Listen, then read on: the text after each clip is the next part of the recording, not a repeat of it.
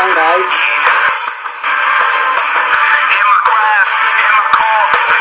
Hello guys, I'm the Terror Encities, and my version of the word Terror Encities. Terror, I hate movies, and City, I like movies. Might find it confusing, but just go with it. If you guys remember the 80s, you might remember the Teenage Mutant Ninja Turtles. The Teenage Mutant Ninja Turtles started off as more of a comic series, more of a parody of ninjas and Daredevil, I believe. And it was basically more, and what was a parody, it was more of a dark and gritty comic that had some blood. Yeah. So, and then we had toys, and it was made into a cartoon. However, it got toned down. Yeah. And then we had 5 movies. I'm saying that because of the 2014 movie. Yeah. So, because of the release of it, I know that it's coming out in the US first and in the UK on October 17th. But this was on my episodes list, so let's just review Teenage Mutant Ninja Turtles, the movie. Teenage Mutant Ninja Turtles, the movie is a 1990 movie that was directed by Steve Barron. It was written by Todd W. Langen and Bobby Herbeck, and is starring Judith Hogue and Elias Koteas. This is the first installment in the Teenage Mutant Ninja Turtles film series. And yeah, if you guys don't know what the story is behind this, it's simply, well, we're still actually talking about the origins of the Teenage Mutant Ninja Turtles. The story behind this, so the story behind the Teenage Mutant Ninja Turtles, not the movie, the characters, was that they were actually started off as normal turtles, who basically then got struck by a couple of ooze, along with a rat, who simply got named Splinter. Then, however, these turtles began to become really tall and started to learn kung fu. Or karate, actually, yeah, kung fu, and they then got the names of 4 popular artists, I believe: Leonardo, Donatello, Michelangelo, and Raphael, and together they're the Teenage Mutant Ninja Turtles. With that said, I think we should talk about a little history. There we go. Production. Filming took place from July to September 1989. The film's budget was $13.5 million. Much of the production took place in North Carolina, with a couple of location shoots in New York City during the summer of 1989 to capture famous landmark areas such as Times Square, Empire State Building, and the Hudson River. At the Northern Colonia Film Studios, where New York rooftop sets were created, production designer Roy Falk Smith and his art director Gary Winsner went to New York for a month's period to film in and took still photographs of rooftops and other various locations. While in NYC, Smith and Winsner were allowed to explore an abandoned Brooklyn subway line, as they could not have gained access to the city sewers. But the structure of the subway has the same principle as the sewers. They also went to a water tunnel which had large pipes running through it. After design sketches were created, the construction team used the studio's backlot to create some of the sets. There were problems with the manholes that led to the Turtles' home, in that an 8-foot square room had to be constructed beneath them, but found in the water about 50 feet, and thus had to pour concrete into an underground rooms to keep the water out. In order to make the sewer authentic, a tide mark was given, and it was covered with brick, plaster, and stucco plate to give the walls a realistic look. The turtles themselves were done by Jim Henson's Creature Shop in London. Jim Henson said that the creatures was the most advanced he had ever worked with. The creatures were first made out of fiberglass and then folded out of clay. They were produced on molds to cast the whole body in foam rubber slates. And that's it. Well, I got that show was complete within 8 weeks. Anyway, plot. The plot is that in New York City, crime has gotten really terrible. There's been a lot of strange things going on in the city. And April Neal, who's played by Judith Hogue, simply is a reporter. If you guys know her from the comics or the TV show or the movies, and well, you know. She basically wants to find out what's going on. So simply, the Foot Clan simply sent a killer. That's what she said by Raphael. And so simply so then Master gets kidnapped, and they basically have to stop that, including the evil master Shredder. I like this movie. I really do like this movie. It was a lot of fun, and and not to mention, guys, this was the first. This is the first movie in the series. This is the first installment in the film series. So, but seeing as there's a lot of adaptation of the cartoons and also the comics, it was impressive. It's still an impressive movie, and it's still impressive to this very day. On to the characters.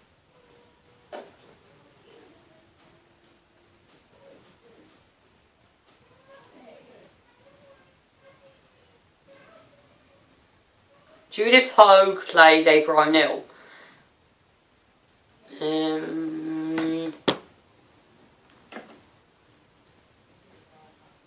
Good, but not as brave as what I've heard from people. Elias Cotis, funny. He does capture the spirit of Casey Jones.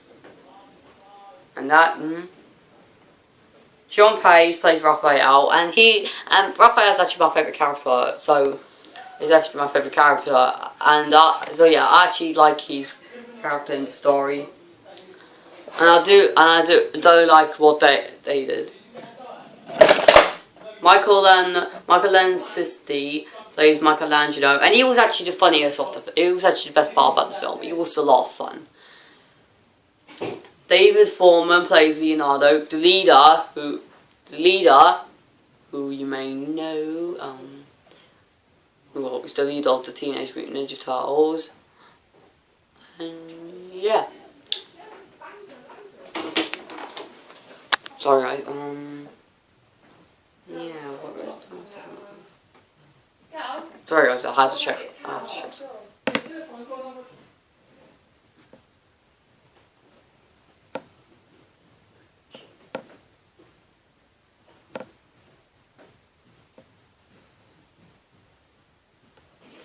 Yeah, Liv Tilden plays Donatello, and he's good. He's good in the movie. I know I'm not talking about these characters a lot, but you guys know in my other reviews, I can't talk, I don't know. Kevin Clash plays Splinter. And he does a pretty good job. Playing a rap of wisdom. Oh, you're fucking the team, eh? It's because he's black. And now, Oh, be careful, Bob. but now we talk about the villains. James Sato plays the Shredder, and Orko Saki, who actually has a backstory with this, but that's actually in the movie. I don't know if it's true to the comics or that, but hey, all I know. In the movie, and this is spoiler alerts, the Shredder was training with his master, and they were until one day, the Shredder killed his loved ones, and Splinter scarred his face, which caused Oracus to pretty much cut his ears, and yeah, I don't know, guys. I don't know, guys, but you probably will find out the reason why he wears that helmet on him.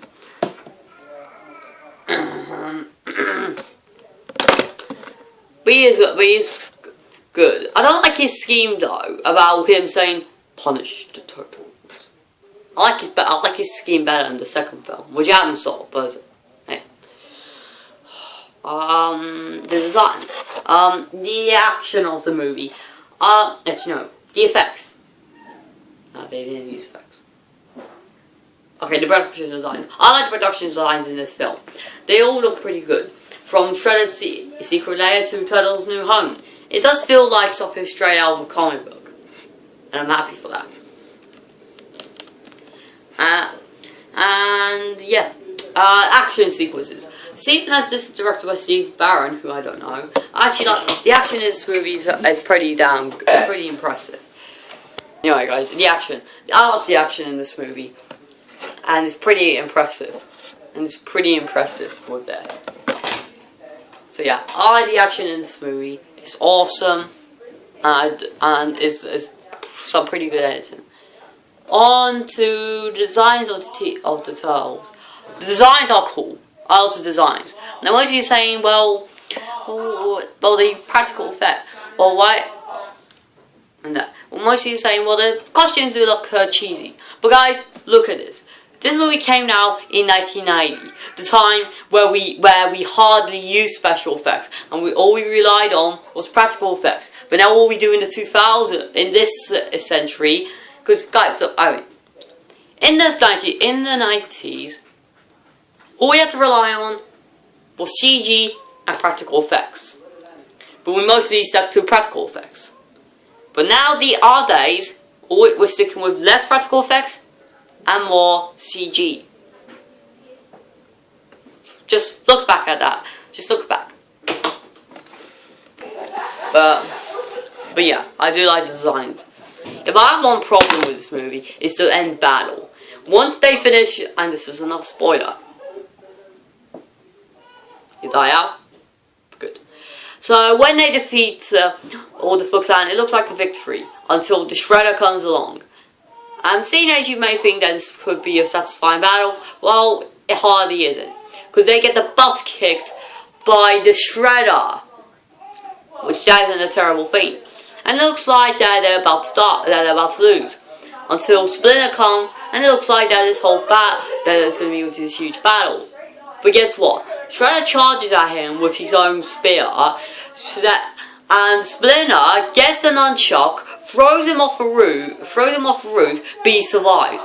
And then, just when he's about to cause Splinter's over here or kill him, Splinter lets it go, and he falls in the garbage. Boom. And simply Casey kills him. Yeah. This isn't terrible, but it's so anticlimactic. So anticlimactic. But overall, I love this movie. It's a lot of fun. Oh yeah, I forgot. This DVD movie thing. Here you got the feature in UK promotional trailer, then you got the original theatrical trailer, then the promotional TV spots, and then text interview with the feisty foursome. This movie's simply PG and is over 90 minutes long. That's all you need to know, and that's always going to be in the feature.